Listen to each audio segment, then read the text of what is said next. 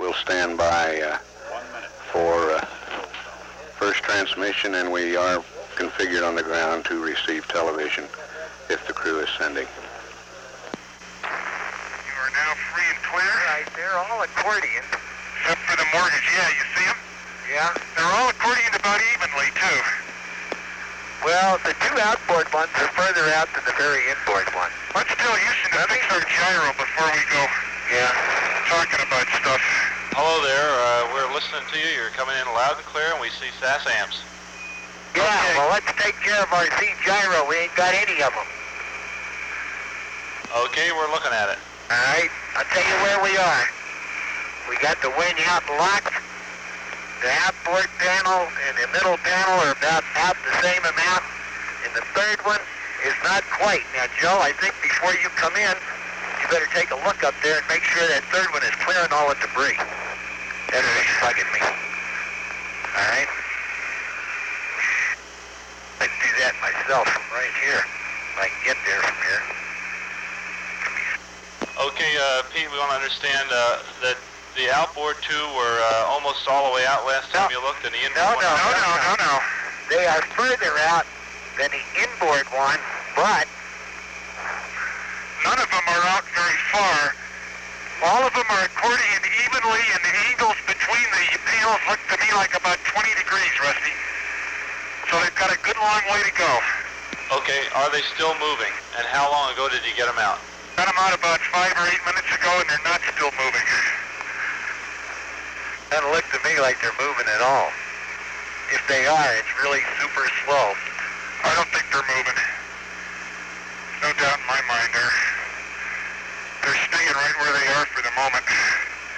You guys are going to bake them out, right? That's the plan. Okay. I think you're going to have to do that. That's what I'm saying. I'm trying to...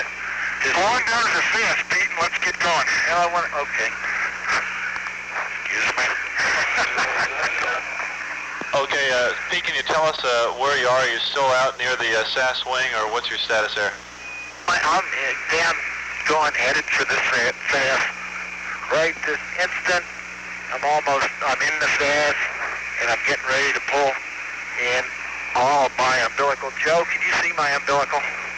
Just a second, I was doing a 360 to get mine in charge here. Yeah, well, I'm trying to... Let me get in here with my umbilical in the right place. I think I want to do it that way, right? Okay, when you get a chance, give us a status of the bet. Where is it, and how tight have you got it, etc.? The bed is between the panel and, it's rigged, Rusty, and it's as tight as I can get it, which isn't terribly tight because of the characteristics of the cleat. Okay. And it's also not terribly secure because I don't have anything to secure it with, but it'll stay there as long as nothing hits it, I guess. Okay, would you describe it as having no slack in it, but not very much tension? That's correct. Okay, that's exactly what we wanted. Thank you. Oh, I knew that all the time. Hey, Rusty. All right, we got another condensate tank Delta P-Light. I'm going to go through the dump procedures again.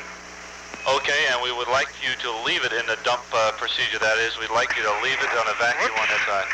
That's how it was when the light came on. Okay, thank you. Yeah, Joe, hold it just a minute. Yeah. Okay, Pete, just out of curiosity, did you cut through the strap or pry it, or what'd you do with it? Cut through it. And I'll tell you what, let me tell you what it was. It was where the spheroid shield had torn off of both sides of the angle, so that we had two angles and a doubler with the bolts in it. With no flanges. Okay? Okay, I understand you had both flanges of the 70-75 angle. No. Yeah, well, we had half of one flange, half the other flange, the doubler in the middle with the bolts.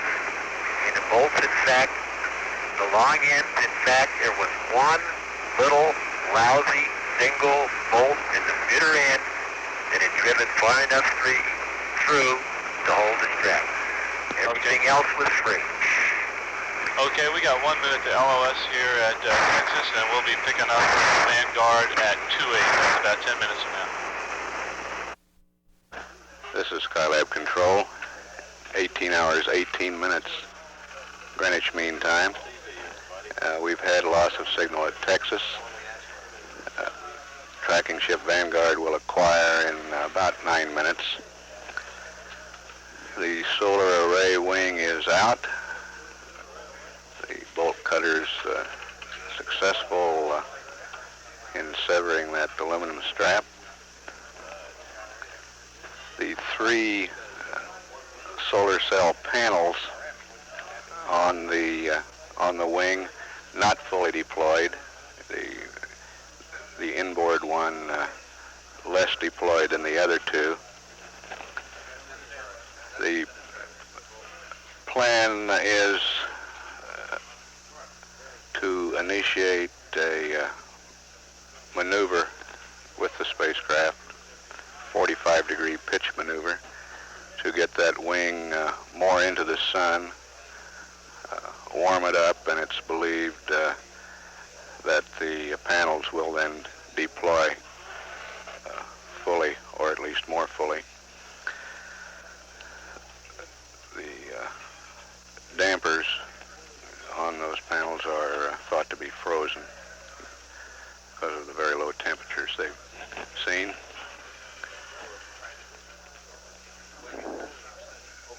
Eagle saw amps coming from that wing as soon as he got data on this pass. We don't have a reading yet on how much power we're receiving. We'll try to get that as soon as we can. We'll come back up again just prior to the Vanguard pass. Yeah, just for a minute. Well, the BLT is shaving, and the CDR went by and said, "You've been a good boy this week, Paul. You can have the command module tonight." Roger, copy. Everybody listening up?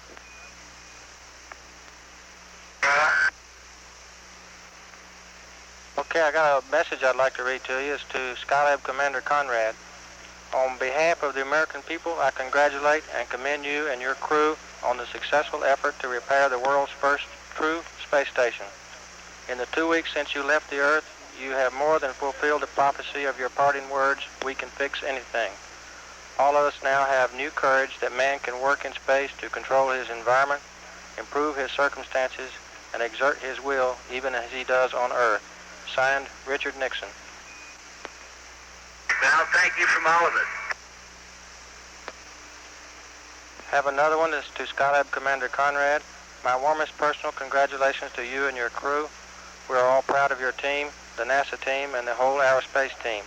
I know I can speak for citizens everywhere when I offer you our heartfelt best wishes for the rest of your mission. Signed, Spiro T. Agnew. Well, thanks again. And we're just about to LOS. Guam will be coming up at 2-2. Control, Greenwich Mean Time 0028 minutes. We've had loss of signal over the Guam Island tracking station. Flight Director Neil Hutchison called attention to his flight controllers. We have 100% on all sections of the solar panel number 1 deployed today by the Commander Pete Conrad and Science Pilot Joseph Kerwin. If all PCGs, the power conditioning groups of the airlock module through which the power from the solar array is passed through, if all these PCGs come online, we will have an additional 2,000 watts to the approximately 4,000 already being produced as a result of the Apollo telescope mount solar array, which was deployed on the first day of launch and has been providing the necessary power since the crew arrived at the Skylab space station on May 25th. This is Skylab Control at 15 hours Greenwich Mean Time. During Skylab's pass over the United States on the last revolution, there was a conversation between the President of the United States and the Skylab crew. Hello? Hello, sir. How are you?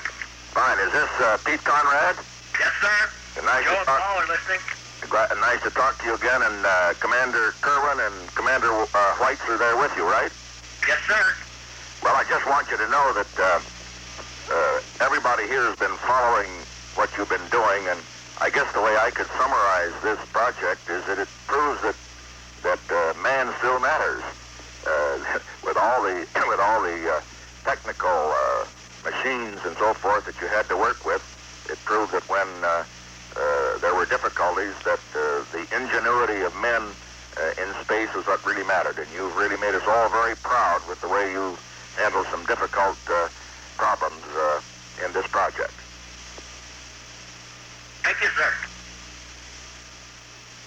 And California at that time, and after you've splashed down, I hope to welcome the three of you. Perhaps when maybe you can come up to San Clemente and we can say hello. Wonderful, sir. I'm sitting here talking to you right now, coming up on the coast of California, looking out the window at a full moon. Is that right? Let me also say this, that this is Father's Day. I understand each of you is a father, so congratulations. Thank you, sir. Fine, and we'll look forward to seeing you after you get back. Yes, sir. Thank you very much for the call. Thank you, Pete. Bye. In 1 minute, the LOS will be coming up on Honeysuckle at 5-6.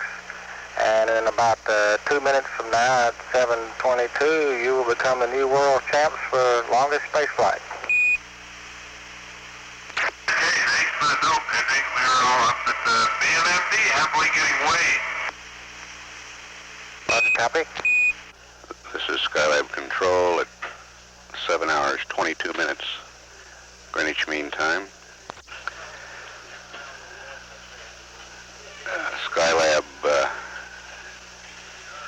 has now equaled and is just about a few more seconds will exceed the Soyuz 11 record for manned space flight. As you heard, Capcom Hartsfield informed the crew that they will be the new world's champion for manned space flight.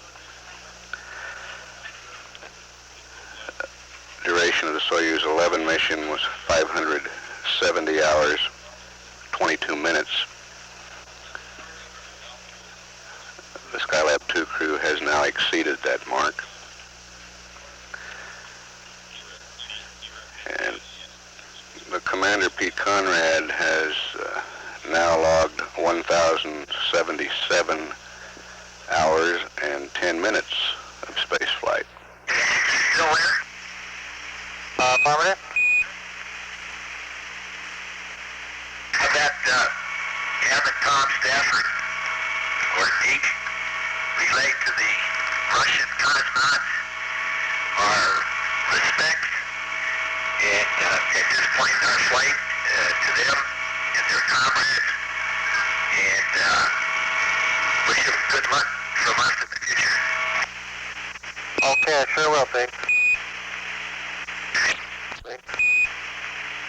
Thank you.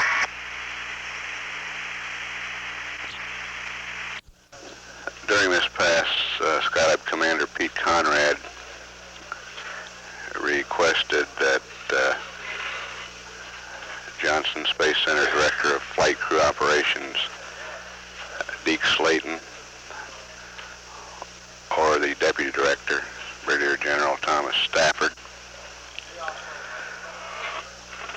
contact the Cosmonaut Corps in the Soviet Union, pass on the Skylab II's respect to the cosmonauts and their wishes to them for good luck in the future.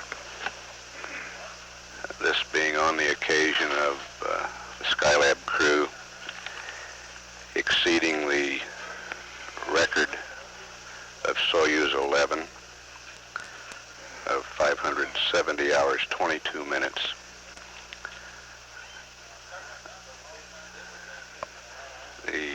That Soyuz 11 mission ended tragically when, because of a improperly secured hatch in the reentry module, cosmonauts died during reentry.